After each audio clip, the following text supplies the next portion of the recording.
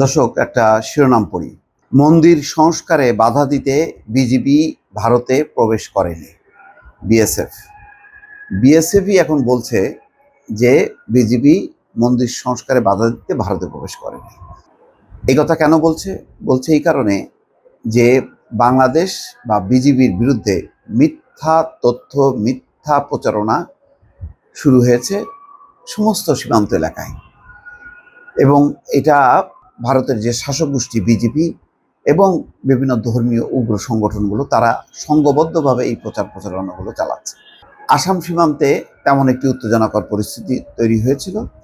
পরে পরিস্থিতি বিবেচনা করে বিএসএফ এই ব্যাপারে মুখ খুলেছে এবং তারা বলেছে যে না, এই ধরনের কোনো ঘটনা ঘটেনি, যে বিজেপি ভারতে প্রবেশ করেছে সেখানকার কোনো মন্দির সংস্কারে বাধা দিতে।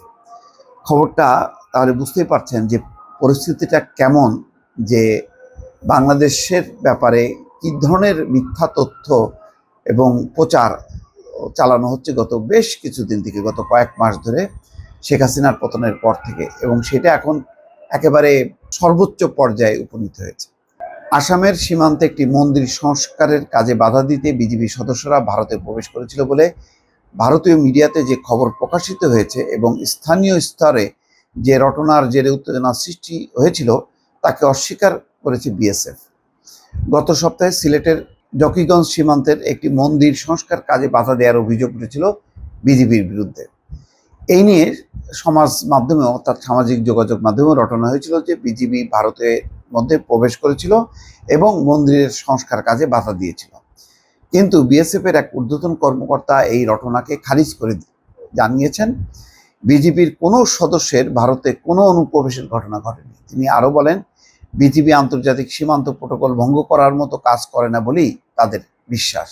সত্যি করে না, বরং যেই কাজগুলি করে বিএসএফ সেই কাজগুলি কখনোই বিজিবি করে না।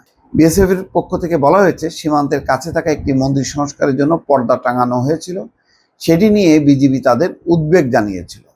বিএসএফ এর পক্ষ থেকে সীমান্তের দায়িত্বে থাকা বিজিবি কর্মকর্তাদের জানানো হয় যে এটি সাময়িকভাবে টাঙানো হয়েছিল, মন্দির সংস্কার কাজ হয়ে গেলেই খুলে ফেলা হবে। পরে সেটি খুলে ফেলে বিজিবির কোনো নিরাপদ কাঠামো তৈরি হচ্ছে না বুঝতে পেরে আর কোনো আপত্তি জানায়নি। মানে খুচরা জিনিস, একটা কাপড় টাঙানো বিষয় নিয়ে তারা এটারে একটা বিরাট ইস্যু করে প্রচার চালাচ্ছে। এবং অনেকগুলো ঘটনা দেখেছেন দর্শক, যে ভারতের ওই যে গরু পিটায় মারা একটা ঘটনা, সেটা বলা হচ্ছে যে ইসকনের যে গরুর খামার আছে সেই গরুর খামারের গরু পিটায় মারা হচ্ছে। ভারতের কোনো মন্দিরের হয়তো ভেঙে যাওয়া কোনো মন্দিরের দৃশ্য, সেই দৃশ্যটা দেখায় বলা হচ্ছে যে বাংলাদেশে মন্দির ভাঙচুরের দৃশ্য। এইভাবে সংঘবদ্ধভাবে নানা রকমভাবে প্রচারণা চালাচ্ছে, খুব বহতভাবে উত্তেজনা তৈরি করা হচ্ছে। এবং সীমান্ত এলাকায় যে মানে সৌহার্দ্য এবং সম্প্রীতির একটি পরিবেশ ছিল দুই দেশের মানুষের মধ্যে, সেটা ক্রমেই বিষাক্ত করা হচ্ছে। তাতে সংঘাত বাড়বে, উত্তেজনা বাড়বে, কেউ লাভবান হবে না। এটা জানা সত্ত্বেও কিছু কুচক্রী মহল, বিশেষ করে বিজেপি, সামনে 2026 তাদের নির্বাচনকে সামনে রেখে এই ধরনের একটা তুমুল প্রচারণা চালাচ্ছে, হিন্দুদেরকে সংগঠিত করছে শুধুমাত্র ভোটের লক্ষ্যে। ভোট পাওয়ার জন্য তারা একটা সমস্ত সর্বনাশা খেলায় মেতেছে, সেটা এখন অনেকে বুঝতে পারছে আস্তে আস্তে।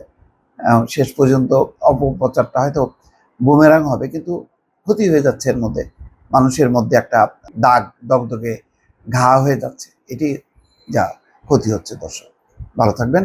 আল্লাহ হাফিজ।